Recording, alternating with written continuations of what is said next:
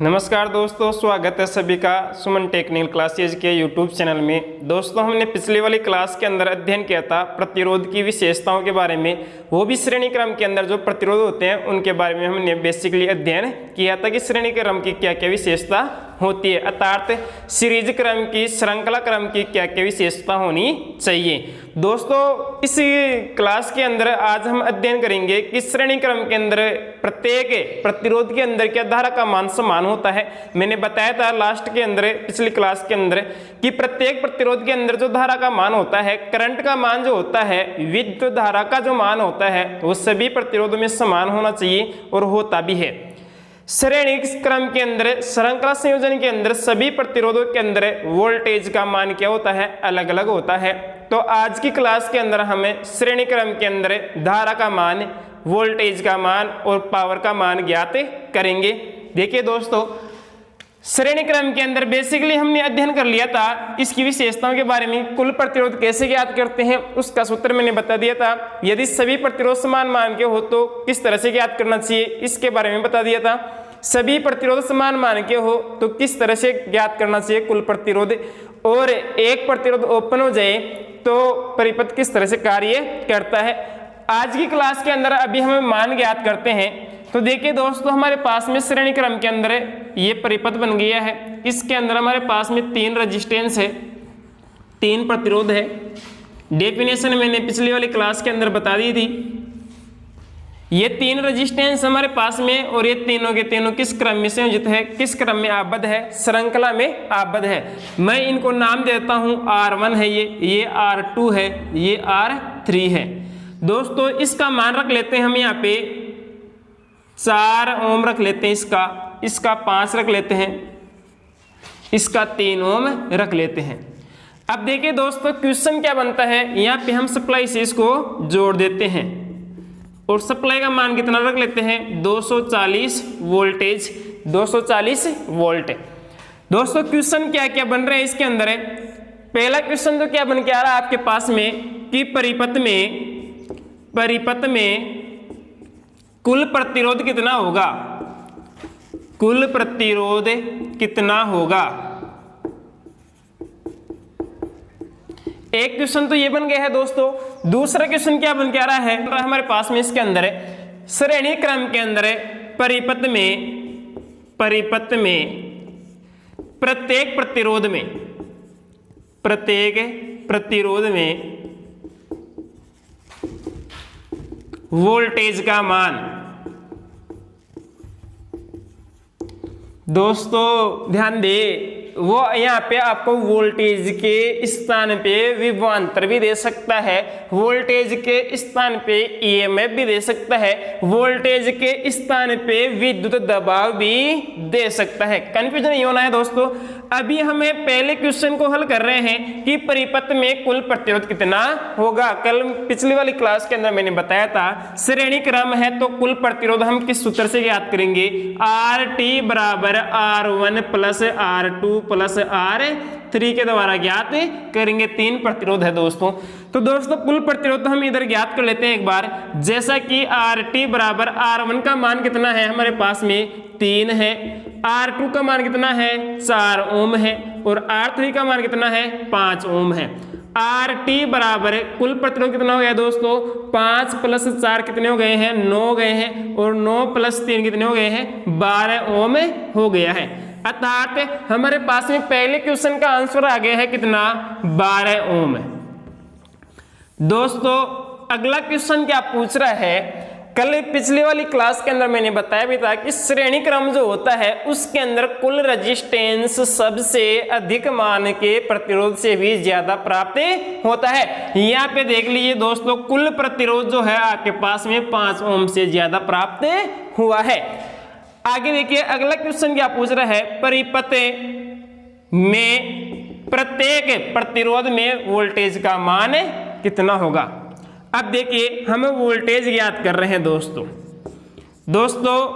मैंने पहले भी बता दिया था, स्टार्टिंग की जो क्लास थी उसके अंदर केवल सूत्र ही बताए थे मैंने, वो भी ब्रह्मा सूत्र बताए थे, और वो सभी सूत्र यहाँ पे काम कर रहे हैं। वोल्टेज हम ज्ञात करना चाहते हैं तो उसके लिए हम ओम का नियम यहाँ पे लागू हो रहा है, क्योंकि वोल्टेज का मान भी हमारे पास में और प्रतिरोध का मान भी है, और अब धारा भी ज्ञात करनी है, तो हम इसके अंदर ज्ञात कर सकते हैं। तो देखिए दोस्तों, वोल्टेज हम ज्ञात करना चाहते हैं। वोल्टेज बराबर सूत्र बन रहा है हमारे पास में धारा इनटू प्रतिरोध है। मैंने स्टार्टिंग कक्षा के अंदर बताया भी था आपको कि ओम के त्रिभुज के अनुसार इस तरह से त्रिभुज बनता है। V ज्ञात करना चाह रहे हैं हम, I और R इस तरह से त्रिभुज बना के बताया था। तो V ज्ञात करें तो V बराबर सूत्र बन रहा है हमारे पास में I और R। तो देखो दोस्तों, हम इसको यहाँ पे लिख रहे हैं V बराबर I और R। अभी हमारे को क्या करना है, परिपथ में प्रत्येक प्रतिरोध में वोल्टेज का मान ज्ञात करना है। तो V बराबर सूत्र बन रहा है क्या, I इंटू R बन गया है। अब हमारे पास में R का मान भी है लेकिन I का मान नहीं है, तो I बराबर हम ज्ञात करना चाहते हैं। तो देखो, एक तो सूत्र ये बन रहा है V बराबर है I और R बन रहा है। I ज्ञात करना चाहते हो तो I को हम यहाँ पे रोक लेते हैं। I बराबर सूत्र क्या बन रहा है, ये R गुणा में है, तो इधर आकर क्या हो जाएगा, भाग में। I बराबर V अपॉन R बन गया है। एक तरीका तो ये है, दूसरा तरीका ये है कि इस त्रिभुज के अंदर आपको क्या ज्ञात करना है, अभी I ज्ञात करना है। I बराबर आपको क्या दिख रहा है, V अपॉन R दिख रहा है। तो अभी सूत्र आपके पास में वही बन रहा है। अब देखिए, I बराबर हम ज्ञात कर रहे हैं। I बराबर है V का मान हमारे को दे रखा है कितना, 240 दे रखा है, 240 दे रखा है, और R का मान भी हमारे पास में आ गया है, कितना आया है, 12 ओम आ गया है। ये लो, इसको हल करेंगे तो हमारे पास में 20 एम्पीयर की धारा आ गई है। तो देखिए दोस्तों, यहाँ पे हमारे पास में धारा का मान प्राप्त हो गया है। इस सर्किट के अंदर हम I बराबर रख देते हैं 20 एम्पीयर। दोस्तों, मैंने कहा था कि प्रत्येक प्रतिरोध के अंदर वोल्टेज का मान अलग अलग रहेगा और प्रत्येक प्रतिरोध के अंदर धारा का मान समान रहेगा। तो अभी हम पहले वोल्टेज ज्ञात कर रहे हैं, प्रत्येक प्रतिरोध के अंदर कितने वोल्टेज प्रवाहित हो रहे हैं। तो देखो, अभी इस सूत्र को मैं यहाँ से हटा देता हूँ। V बराबर है I और R यहाँ पे रख देता हूँ। अब देखिए, हमारे को पहले 3 ओम के प्रतिरोध के अंदर क्या ज्ञात करना है, वोल्टेज ज्ञात करना है। तो यहाँ पे रख लेते हैं 3 ओम के प्रतिरोध में वोल्टेज, अर्थात सूत्र क्या बन जाएगा हमारे पास में, V बराबर है V बराबर I इंटू R बन गया है। V बराबर हम ज्ञात कर रहे हैं, I का मान कितना है, 20 एम्पियर है, R का मान कितना है, 3 ओम है। अर्थात दोस्तों कितना हो गया है हमारे पास में, 60 वोल्टेज। ठीक है दोस्तों, आगे देखिए, एक 3 ओम के प्रतिरोध में वोल्टेज का मान कितना है, 60 वोल्ट है।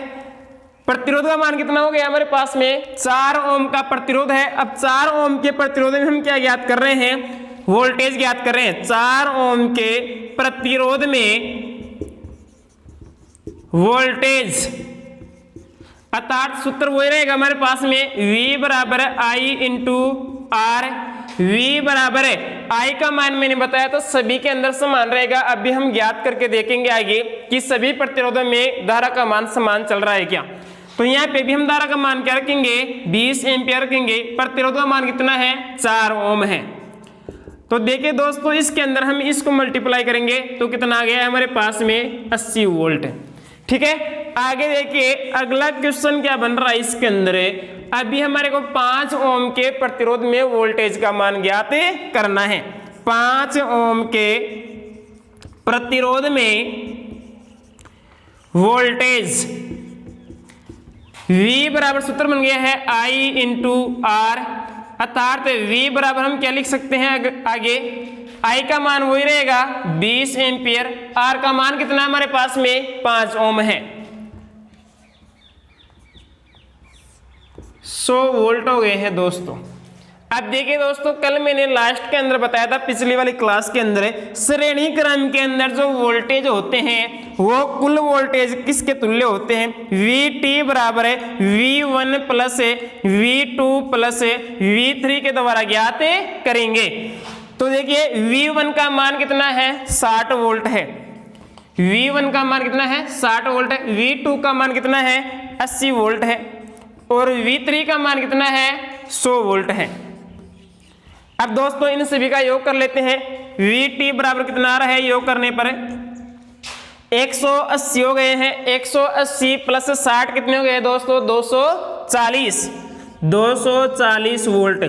मैंने पहले ही बता दिया था यदि मान लीजिए परिपथ के अंदर जितने वोल्टेज दे रहे हो उनके तुल्य वोल्टेज आते हैं सभी का योग करने पर तो हमारा क्वेश्चन सही है, और यदि तुल्य वोल्टेज नहीं आते हैं तो क्वेश्चन हमारा गलत है।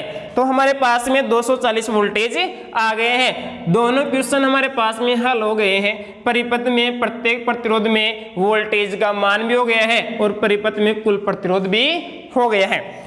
अब देखिए दोस्तों इसके अंदर आगे क्वेश्चन क्या बनते हैं, और इसी परिपथ के अंदर श्रेणी परिपथ में क्या बनते हैं कि प्रत्येक प्रतिरोध में धारा का मान क्या होगा और प्रत्येक प्रतिरोध में शक्ति का मान क्या होगा। तो आगे हम इसी के बारे में अध्ययन करते हैं। यही सर्किट मान लो आप, तो इसी के अंदर हम धारा ज्ञात करेंगे और इसी में हम क्या ज्ञात करेंगे शक्ति ज्ञात करेंगे। तो देखिए दोस्तों हमारे पास में इस सर्किट के अंदर हम इधर लिख लेते हैं कुल प्रतिरोध कितना प्राप्त हो हमारे को, कुल प्रतिरोध प्राप्त हो हमारे को इसके अंदर है 12 ओम।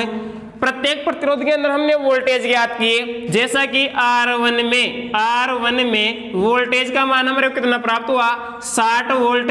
R2 में वोल्टेज का मान कितना प्राप्त हुआ हमारे को 80 वोल्ट, और R3 में वोल्टेज का मान प्राप्त हुआ हमारे को 100 वोल्ट।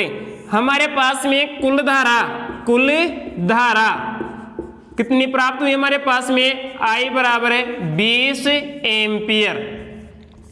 अब देखिए दोस्तों मैंने कहा था कि प्रत्येक परिपथ के अंदर या प्रत्येक प्रतिरोध में वोल्टेज का मान अलग अलग आपको प्राप्त हो गया है। अब अगली जो विशेषता आ रही है वो ये है कि प्रत्येक प्रतिरोध में धारा का मान समान होता है। क्या समान होता है? आपके पास में ये जो 3 ओम का प्रतिरोध है, 4 ओम का है, 5 ओम का है, इन तीनों के अंदर धारा का मान समान रहेगा 20 एम्पियर ही रहेगा। दोस्तों श्रेणी परिपथ की विशेषता है ये, समानांतर में वोल्टेज समान रहेंगे प्रत्येक प्रतिरोध के अंदर, और श्रेणी में प्रत्येक प्रतिरोध में धारा का मान समान होता है। देखिए अभी हमारे को क्या करना है, 3 ओम के प्रतिरोध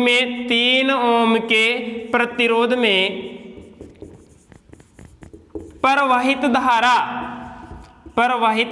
धारा। तो देखिए दोस्तों I बराबर सूत्र क्या बनता है हमारे पास में V/R बताया था यहाँ पे, ये त्रिभुज याद रख लो आप, तो V I और R, ठीक है। तो देखिए I बराबर सूत्र क्या बन रहा है V/R, अर्थात धारा बराबर है वोल्टेज V भाजित प्रतिरोध करना है। अब देखिए आपके पास में 3 ओम का प्रतिरोध है, उसके अंदर वोल्टेज का मान कितना है 60 वोल्टेज है जी। 60 अपॉन आपको क्या करना है, प्रतिरोध का मान कितना है 3 का भाग देंगे तो आगे कितना आ रहा है जी 20 एम्पियर। ठीक है दोस्तों, आगे देखिए इसी तरह से आपको क्या करना है, R2 का मतलब क्या है 4 ओम का प्रतिरोध है, तो 4 ओम के प्रतिरोध में धारा का मान कितना प्रवाहित होगा।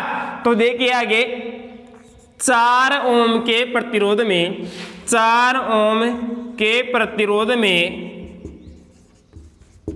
प्रवाहित धारा, अर्थात I बराबर क्या बन गया है V/R।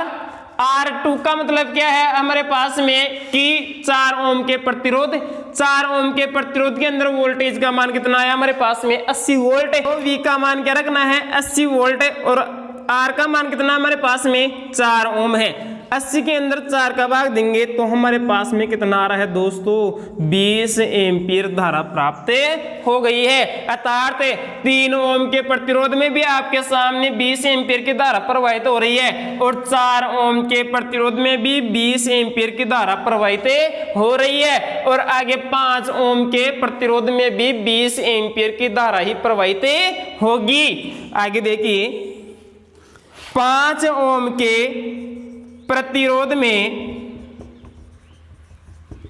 प्रवाहित धारा I बराबर सूत्र क्या बन रहा है हमारे पास में V/, अर्थात हमारे पास में 5 ओम के प्रतिरोध के अंदर वोल्टेज का मान हमारे पास में कितना आ रहा है 100 वोल्ट आ रहा है। R3 के अंदर देखो, R3 के अंदर 5 ओम का प्रतिरोध है और उसके अंदर वोल्टेज का मान कितना है, 100 है। तो यहाँ पे हम वोल्टेज का मान क्या रख रहे हैं, 100 रख रहे हैं। और R3 का मतलब क्या है, 5 ओम का प्रतिरोध है। तो हमारे पास में यहाँ पे R का मान कितना है, 5 है।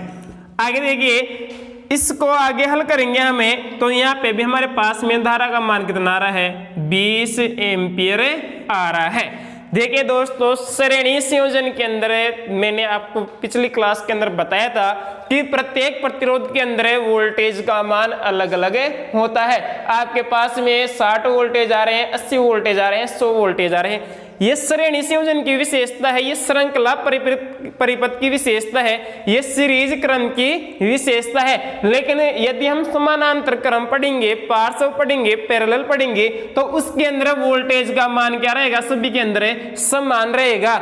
लेकिन समानांतर के अंदर आपके पास में धारा का मान क्या रहेगा, अलग अलग रहेगा। और श्रेणी सीरीज श्रृंखला के अंदर धारा का मान क्या रहा है, देखो समान आ रहा है, 20 एम्पियर आ रहा है, 20 एम्पियर आ रहा है और 20 एम्पियर आ रहा है। यदि इसके साथ में हम अतिरिक्त प्रतिरोध और जोड़ते हैं तो उससे भी हमारे पास में धारा का मान सभी प्रतिरोधों में समान रहेगा। और मैंने आपको बताया था कि यदि प्रतिरोध का मान बढ़ा दिया जाए तो धारा का मान क्या होगा, कम होगा। दोस्तों, इस क्रम के अंदर यदि मान लीजिए हम प्रतिरोध बढ़ाएंगे तो यहाँ पे हमारे पास में धारा का मान क्या प्राप्त होगा, कम होगा। सभी प्रतिरोधों के अंदर 20 एम्पियर से कम धारा प्रवाहित होने लग जाएगी। इसका भी हम सत्यापन करेंगे, अभी यही करेंगे। लेकिन इससे पहले हम इस परिपथ के अंदर और क्या ज्ञात करना चाहते हैं, शक्ति ज्ञात करना चाहते हैं, पावर ज्ञात करना चाहते हैं। तो चलिए दोस्तों आगे देखते हैं। हम अभी धारा का मान सभी के अंदर समान आ गया है। इसके बाद में शक्ति ज्ञात कर रहे हैं। हम एक सूत्र से नहीं करेंगे, 2 से करेंगे, 2 से नहीं 3 सूत्रों से हम पावर ज्ञात करते हैं। अभी यहाँ पे देखिए, जैसा कि हम यहाँ पहले लेते हैं 3 ओम के प्रतिरोध में शक्ति का मान है, शक्ति का मान। पहला सूत्र तो हमारे पास में क्या बन रहा है, देखो शक्ति हम ज्ञात करते हैं, P बराबर है, शक्ति हम ज्ञात करते हैं तो उसके लिए सूत्र क्या बनता है, वोल्टेज इनटू धारा। शक्ति को हम P से दर्शाते हैं, P बराबर क्या बन रहा है, V इंटू I बनता है। तो P बराबर देखो 3 ओम का जो प्रतिरोध है उसके अंदर वोल्टेज का मान कितना आया, 60 वोल्ट है। तो देखिए यहाँ पे हम वोल्टेज का मान कितना रख रहे हैं, 60 वोल्ट रख रहे हैं। और 3 ओम के प्रतिरोध के अंदर धारा का मान कितना आया, यहाँ पे मैं रख देता हूँ एक बार। देखो 3 ओम में धारा 20 एम्पियर आई। इसके बाद में 4 ओम में धारा, यहाँ पे भी हमारे पास में 20 एम्पियर आई। और 5 ओम में धारा, यहाँ पे भी हमारे पास में कितनी आई, 20 एम्पियर धारा प्राप्त हुई। आगे देखिए दोस्तों, तो P बराबर क्या बन रहा है हमारे पास में, V इंटू I बन रहा है। तो 3 ओम में धारा का मान कितना आया हमारे पास में, 20 एम्पियर। तो यहाँ पे क्या कर देते हैं हमें, 20। तो P बराबर मान कितना हो गया, 1200 वाट हो गया। तो दोस्तों एक सूत्र तो ये है आपके पास में शक्ति ज्ञात करने का, अर्थात P बराबर सूत्र ये बन रहा है। अब देखिए आगे हम इसको यहाँ पे रख देते हैं 1200 वाट। शक्ति का जो मात्रक होता है वो वाट होता है। अब आगे दूसरा सूत्र और बनता है हमारे पास में, 3 ओम में शक्ति का मान। अब देखिए दोस्तों, P बराबर हमारे पास में सूत्र बन रहा है क्या, V इंटू I बनता है एक तो। लेकिन हमारे पास में मैंने स्टार्टिंग की कक्षा के अंदर बताया था कि शक्ति जो ज्ञात करते हैं, हम पावर जो ज्ञात करते हैं उसके लिए अलग अलग प्रकार के सूत्र बनते हैं, जो कि स्टार्टिंग क्लास के अंदर ब्रह्मा सूत्र में मैंने आपको बता दिया था कि आपके पास में शक्ति हम ज्ञात कर सकते हैं। तो पहला सूत्र तो ये प्राप्त हो गया हमारे पास में, कौन सा, कि वोल्टेज का मान और धारा का मान है। तो हम क्या ज्ञात कर लिए, हमने शक्ति का मान ज्ञात कर लिया। लेकिन यदि मान लीजिए हमारे पास में प्रतिरोध का मान हो और धारा का मान हो तो शक्ति कैसे ज्ञात करें, प्रतिरोध का मान हो हमारे पास में और इसके अलावा वोल्टेज का मान हो तो हम धारा कैसे ज्ञात करें। तो आगे देखिए, अभी 3 ओम के प्रतिरोध में हम क्या ज्ञात कर रहे हैं, शक्ति ज्ञात कर रहे हैं। तो P बराबर सूत्र बनता है एक शक्ति बराबर सूत्र बनता है वोल्टेज का वर्ग विभाजित प्रतिरोध। अर्थात हम कह सकते हैं P बराबर सूत्र बन रहा है V²/R। देखिए दोस्तों, अभी हमारे पास में ये सूत्र है, इसके द्वारा भी मैंने आपको शक्ति का मान बताया कितना है, 1200 वाट है। अभी 3 ओम के प्रतिरोध के अंदर शक्ति का मान क्या कर रहे हैं, हमें ज्ञात कर रहे हैं। तो V² क्या करना है, हमारे को R करना है। 3 ओम के प्रतिरोध में शक्ति का मान कितना है, हमारे पास में 60 वाट है। तो देखिए यहाँ पे क्या करते हैं, हम 60 का स्क्वायर कर लेते हैं, अपॉन R का मान कितना है, 3 ओम है।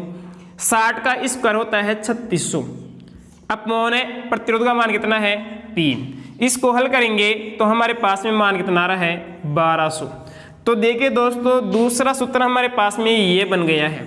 इसके द्वारा भी हमारे पास में मान कितना आया है, 1200 वाट आया है। मैंने कहा था पिछली क्लास के अंदर एक नहीं दो सूत्रों से, दो से नहीं 3 सूत्रों से हम पावर ज्ञात करेंगे।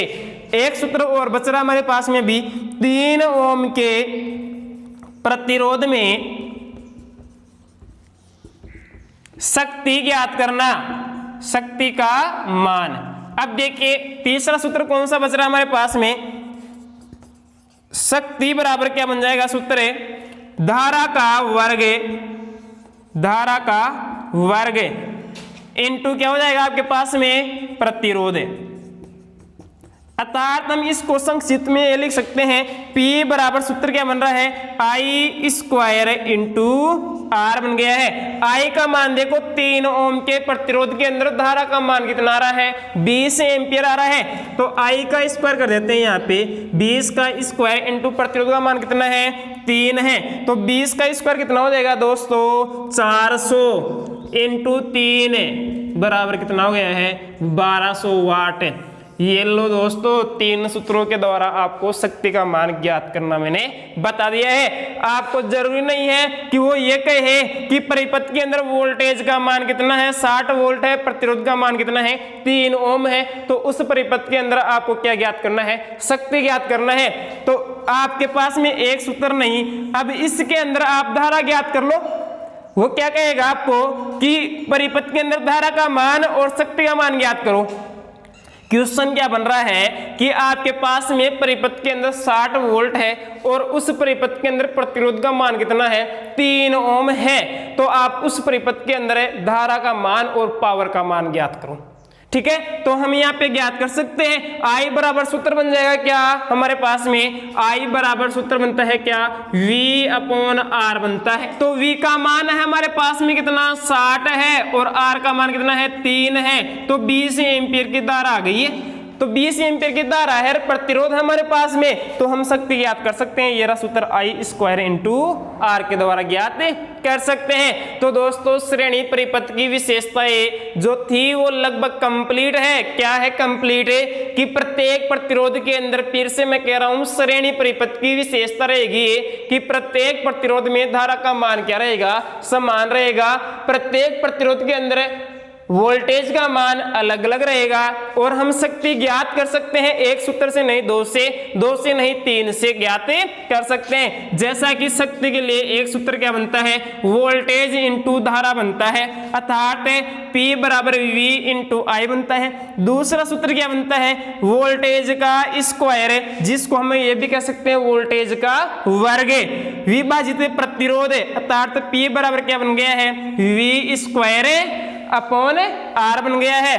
तीसरा सूत्र क्या बन गया है, शक्ति ज्ञात करने के लिए धारा का वर्ग इंटू प्रतिरोध, जिसको हम ये कह सकते हैं धारा का वर्ग गुणनफल प्रतिरोध। P बराबर क्या बन गया है, I²/R। तो क्वेश्चन ये भी बन सकता है कि शक्ति के लिए निम्न में से कौन सा कथन सत्य है। शक्ति के लिए ये भी सही है, शक्ति के लिए ये भी सही है, और शक्ति के लिए ये भी सही है। दोस्तों, चौथा ऑप्शन क्या बन जाएगा, ये सभी। तो आपको क्या करना है, ये सभी। अगला पॉइंट लेके चल रहे हैं कि कि श्रेणी क्रम के अंदर और प्रतिरोध जोड़ दे तो विद्युत धारा के मान पर क्या प्रभाव पड़ता है। देखो श्रेणी क्रम में हम प्रतिरोध जोड़ रहे हैं तो हमारे पास में धारा का मान क्या होगा जी, प्रतिरोध का मान बढ़ता है श्रेणी क्रम के अंदर, और जहां पे प्रतिरोध का मान बढ़ता है तो वहां पे धारा का मान घटता है। यदि हम इसके अंदर एक प्रतिरोध और जोड़ते हैं अतिरिक्त तो धारा का मान हमारे पास में घटेगा। श्रेणी परिपथ की ये विशेषता होती है, जहां पे प्रतिरोध का मान बढ़ेगा वहां पे धारा का मान घटेगा। तो दोस्तों अभी इसके अंदर एक प्रतिरोध और जोड़ के हम धारा का मान निकालते हैं। तो चलिए दोस्तों आगे। दोस्तों क्लास अच्छी लगे तो चैनल को शेयर जरूर करना और अपने दोस्तों के साथ में जरूर देखना। क्लास को अच्छी लगे तो सब्सक्राइब भी कर लेना एक बार। आगे देखिए दोस्तों, अतिरिक्त हम प्रतिरोध जोड़ रहे हैं इसके साथ में। अगला जो प्रतिरोध हमारे पास में वो ये है, इसके अंदर एक अतिरिक्त प्रतिरोध हमें जोड़ लेते हैं। दोस्तों 5 ओम की जगह हम इसके अंदर 6 ओम का जोड़ देते हैं और इसको नाम क्या दे देते हैं, R4 दे देते हैं। इसके अंदर अब कुल प्रतिरोध हम ज्ञात कर रहे हैं। तो कुल प्रतिरोध ज्ञात करने के लिए हमारे पास में सूत्र क्या बनेगा, RT बराबर है R1 plus R2 plus R3 plus R4 सूत्र बनेगा। अब देखिए इसके अंदर कुल प्रतिरोध हमारे पास में 6 ओम से ज्यादा प्राप्त होगा और प्रतिरोध जैसे इसके अंदर बढ़ेगा हमारे पास में तो धारा का मान क्या होगा, कम होगा। RT बराबर सूत्र क्या बन रहा है आगे, R1 का मान कितना है 3 ओम है, R2 का मान कितना है 4 ओम है, R3 का मान है 5 ओम और R4 का मान कितना है 6 ओम। RT कुल प्रतिरोध हमारे पास में कितना प्राप्त हो रहा है, 6 प्लस 5 11 है, 11 प्लस 4 कितने हो जाएंगे 15 प्लस 3 कितने हो गए 18 ओम।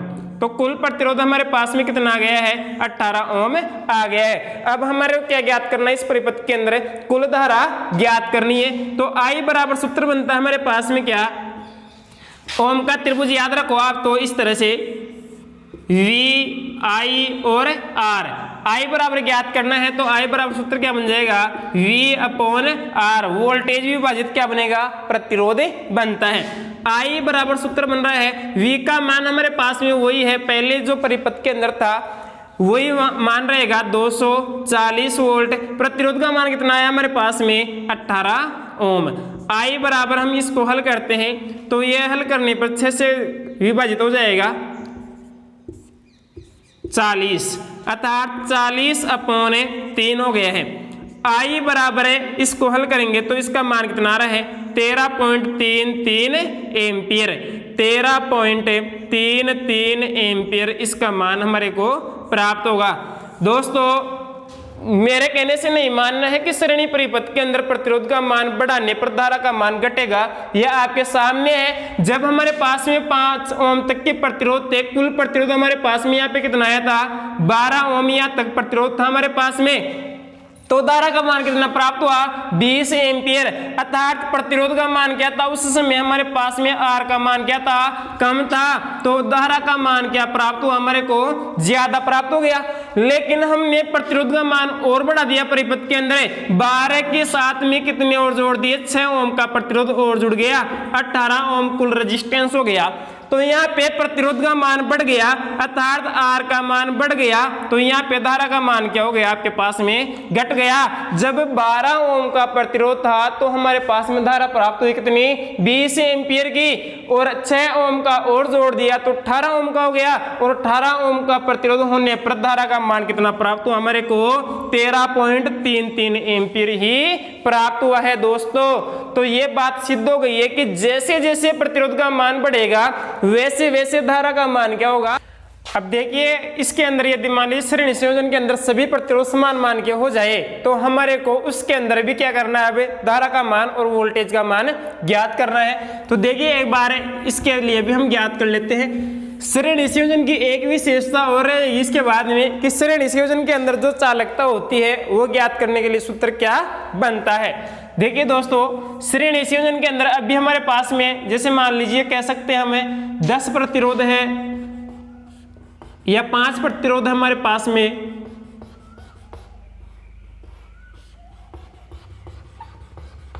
ये प्रतिरोध हो गए श्रेणी संयोजन में हमारे पास में। प्रत्येक का मान हम कितना मान लेते हैं 2 ओम मान लेते हैं।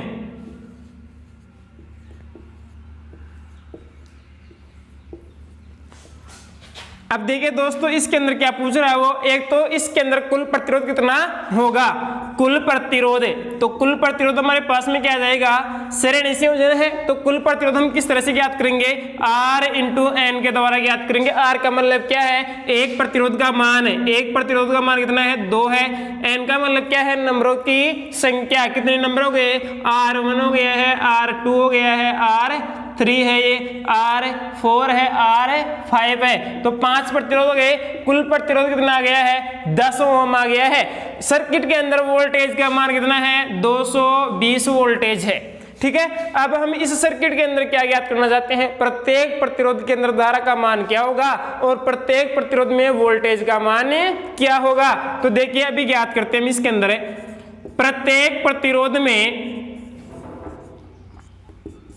वोल्टेज, तो V बराबर क्या बनता है, सूत्र हमारे पास में बताया था, V बराबर क्या बनेगा, त्रिभुज बना लो I और R, तो V बराबर सूत्र क्या बन गया हमारे पास में I इंटू R, V बराबर है। अब देखिए हमारे पास में I का मान प्राप्त नहीं है तो I का मान ज्ञात करते हैं हम, तो I बराबर सूत्र क्या बनता है V अपॉन R बनता है, तो I बराबर V का मान तो है हमारे पास में कितना है 220 वोल्टेज, 220 वोल्टेज।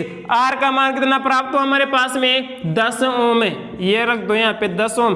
I का मान कितना आ गया है 22 एम्पियर आ गया है। दोस्तों सभी प्रतिरोधों में धारा का मान क्या रहेगा 22 एम्पियर प्रवाहित होगा। पहले जो हमारे पास में परिपथ बनाया था हमने उसके अंदर एक प्रतिरोध था 3 ओम का सबसे कम का, तो देखिए उसके अंदर सबसे कम मान का प्रतिरोध कितना था 3 ओम था, तो धारा 20 एम्पियर प्रवाहित हो रही थी। और अब हमारे पास में सबसे कम मान का प्रतिरोध कितना है 2 ओम का है, तो धारा कितनी प्रवाहित हो गई है 22 एम्पियर, यानी प्रतिरोध का मान कम हो गया तो धारा का मान क्या हो गया यहाँ पे बढ़ गया है। अब देखिए इसके अंदर हम वोल्टेज ज्ञात करना चाहते हैं, तो V बराबर क्या बन रहा है हमारे पास में I का मान कितना है 22 है और R का मान कितना है 2 है, तो